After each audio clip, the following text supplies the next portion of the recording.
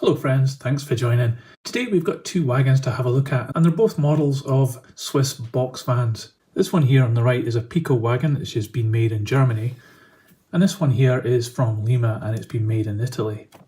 And we're going to compare one against the other. Now obviously the Lima wagon comes in at a lower price point than the Piko, but it is interesting to see how much more you get with a Piko model. And because these are now all second-hand items, there's not much difference in price between the two of these. So let's check out the differences between them.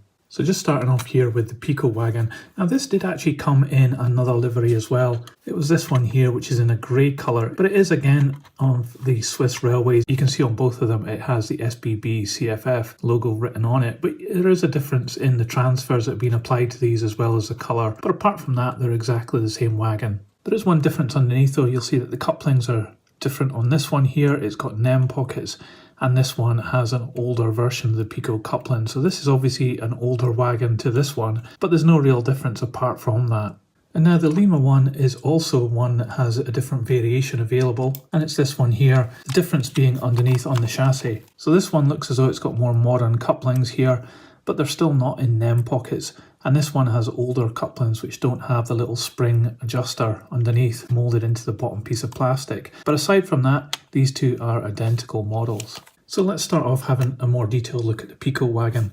One of the things that really is quite nice on this wagon are these metal handrails at the front on this little platform. This one's got quite a film of dust on it. It has been sitting around for a while, and like I said, it is a second-hand model. It's been moulded in this brown colour, even the roof, but then the top of the roof has been painted this grey colour. But you can see the brown underneath here. This one does feature opening doors, but there's nothing really inside to have a look at. It doesn't have any moulding detail or anything like that. There's some really nice detail moulded into the plastic here with a lot of rivets and little brackets, and these hatches here very nicely moulded in. But there's not much really to talk about on the end of these wagons. They're quite plain really. And the chassis has got moulded in brake gear and some really convincing wooden effect on the planking underneath there. The wheels do have quite hefty flanges on them, but they are quite old now. But the brake gear is in line with the wheels, and also it's got some nice spring detail on axle boxes as well, and even rivet detail there on the chassis. The buffers are integrated into the chassis as well, just made of black plastic. And we've already had a quick look at the coupling. This one's made of metal,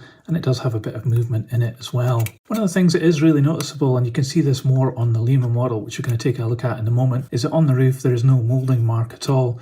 It is actually quite a good moulding, this one. It's quite a basic wagon, but I think it's been executed pretty well here. So now looking at the Lima wagon, the main part is in dark brown, and then we have a grey roof which has these extra parts here in the windows moulded into it. So there is a bit of a surround there, you can see, because it doesn't fit just perfectly, but it does make for a different colour and breaking up the side of this brown wagon, along with the door which has been painted on. There's some good rivet detail on that door, but some of the painting, especially along here on the bottom, isn't quite right on those brackets. This one does have some words printed on the door, and it differs on the other side, and we have some printing also down here as well. This is actually really fine and looks really quite crisp, so that's very good. And the moulding is not too bad at all. It's got some delicate handrails here at the end of the wagon. At this end we have a brakeman's part moulded in on the platform here, and this looks to be an additional third piece of moulding plastic that's been added in, and these little handrails go up and fit onto the roof panel here. And I did mention about the roof, you can see the really ugly moulding mark right in the middle of the roof there, which really spoils the effect of the roof of this wagon. And the chassis is a lot more plainer than the Piko one.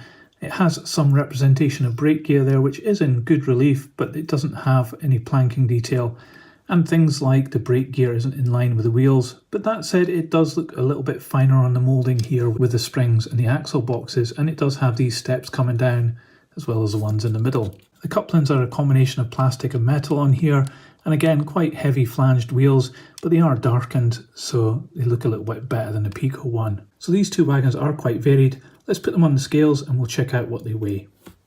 So the Piko wagon weighs 49 grams, and the Lima 41 grams.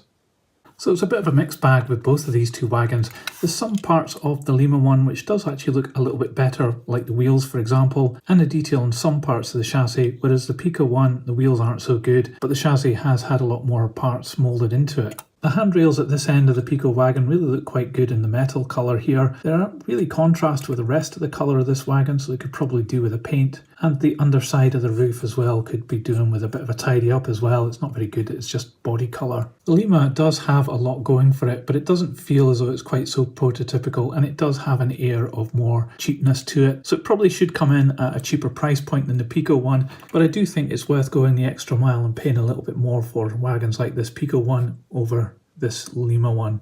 So out of the two, overall, obviously the Piko one's going to win here, but it's worth looking out for if you're buying second-hand wagons, that you might be able to get something like the Piko, which seems to be a lot better quality than the Lima one, for not much more money.